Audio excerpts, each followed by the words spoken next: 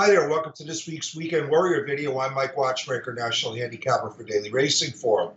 We are touching in all geographical areas of the country this week. The three races I'm going to talk about include one at Santa Anita, that being the San Pascal. That's one of four graded stakes races on the Santa Anita's card. I'm going to discuss the Holy Bull Stakes. That's the feature among five graded stakes races on Gulfstream's card. And I'm going to talk about the King Cotton Stakes. That's the headliner at Oaklawn Park. Let's begin with the San Pascal. And for me, any discussion concerning the San Pascal has to begin with Pavel, who last year showed me signs of potentially being a very, very important horse. I mean, I was knocked out with his fourth place finish in the Jim Dandy because he was a horse that was only making his second career start, first start beyond a sprint distance, and he was involved in a three-way photo for a minor award with Kentucky Derby winner Always Dreaming and Preakness winner Cloud Computing. And then Pavel came back and galloped in the Smarty Jones at Parks and was a very good third in the Jockey Club Gold Cup at Belmont. But he was thrown to the wolves when he ran in the Breeders' Cup Classic, didn't run well there at all. And then he came up with an empty effort as the favorite in the Malibu Stakes last time out. Now, I do think that it's too early to write off Pavel. I still think that he might still turn out to be an important horse, but I just can't endorse him off of that lackluster performance in the Malibu. And for me, the San Pascal is all about Accelerate here. I thought Accelerate ran very well when second in the San Antonio on opening day of the current Santa Anita meet. He finished second in that race and was beaten 3 1/4 lengths, and it looked like he was only second best in the soundly beaten one at that. But his performance was better than it looks on paper because, for starters, he was 3 or 4 wide around the first turn, and you really have to go out of your way to get caught 3 or 4 wide in the first turn in a 5-horse field, as San Antonio was. But more importantly, there was absolutely no pace in San Antonio.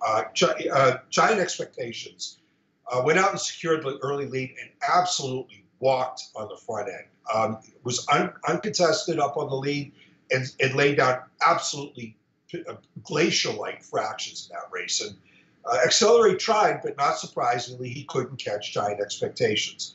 There isn't a lot of speed in this San Pascal either, but I think the jockey switch back to Victor Espinoza bodes well for Accelerate because I think Accelerate can take advantage of this pace scenario and go right to the front, or at least be an aggressive part of the early pace and win this race. With Espinoza over the summer at Del Mar, Accelerate was very aggressive early when he went to the front in the San Diego, and he just absolutely galloped in that spot. And then he came back and contested the early pace in the Pacific Classic and finished a willing third behind Collected and Arrogate. So either one of those performances would be good enough. I think his only other pace factor in here, pace contender in here, would be Prime Attraction. And Prime Attraction really isn't that quick early.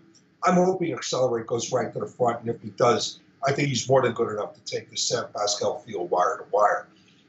Let's move on to the Holy Bull at Gulfstream. It's race 12, the last race of the day down there. And I really wanted to pick Mississippi, but he drew the 11 hole. And even if there is a scratch, Dale Romans entered 4 horses in this race, and one of them is supposed to come out. Mississippi will still have a very tough outside post, and I just think he's at risk of being caught too wide on the first turn.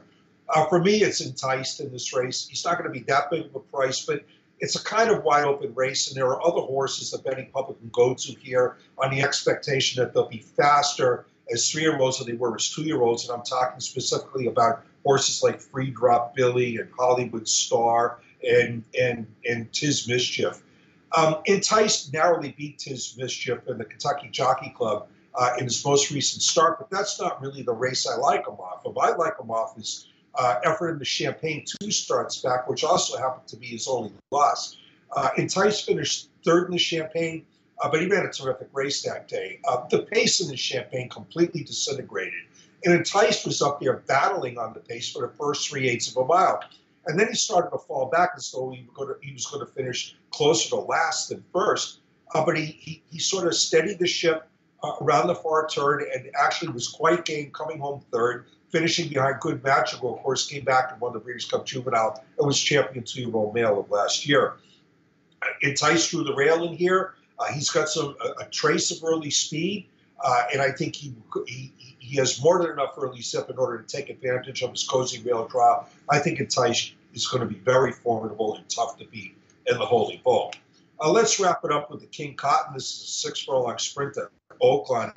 And St. Joe Bay is the kind of horse that I just can't resist, and I'm not going to even try to in here. He's my pick here. St. Joe Bay's recent form is quite darkened. Last time out, he finished 4th in the allowance prep for this behind 3 opponents who are also back in this spot. But St. Joe Bay had a 4 to 5 wide trip around the far turn that day, whereas the winner came up on the inside. The ground loss was certainly significant, and I think he probably had a license to need that race because it was his first start in 5 months, and I think he's got a right to move forward off of that. 2 starts back, he didn't run well on turf. Turf is just not his surface. Dirt is, so I could throw that race out. And 3 starts back in the Bing Crosby at Delmar, he was affected by the riderless Gray Fog in the early stages of that race, so I'm willing to draw a line through that race too. So if you're like me and you can forgive St. Joe Bay's last 3 starts, well, he's got a series of races before that are more than good enough to win this race, including wins in the Midnight Luton Palace Verdes at Santa Anita, and I thought a very creditable 4th in the Dubai Golden Shaheen. St. Joe Bay's recent form is darkened, and I think that's going to help his price. I think we might actually get a square ticket on him in this spot. It's all St. Joe Bay for me and the King Cotton. That's the way it looks for this week's Weekend Warrior video. Good luck.